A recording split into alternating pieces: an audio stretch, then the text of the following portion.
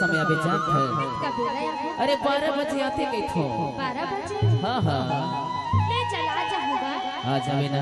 आया हूँ। लबारी तो नहीं मार बे। अरे नहीं मारा।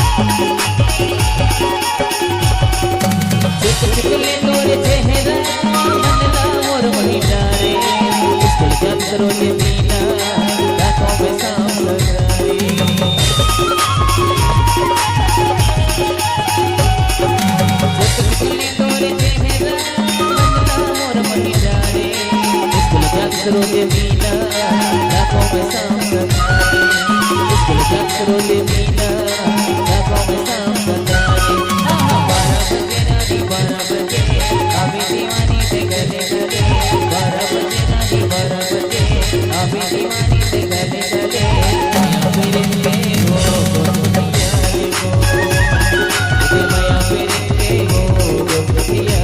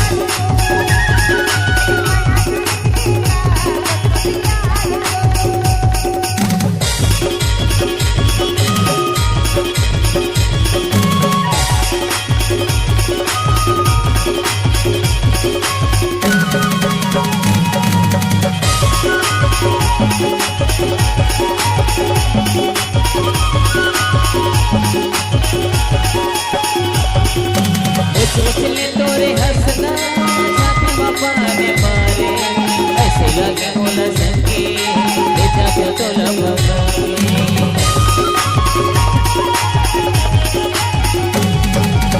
सोचले तोरे हंसना छाती बाबा ने मारे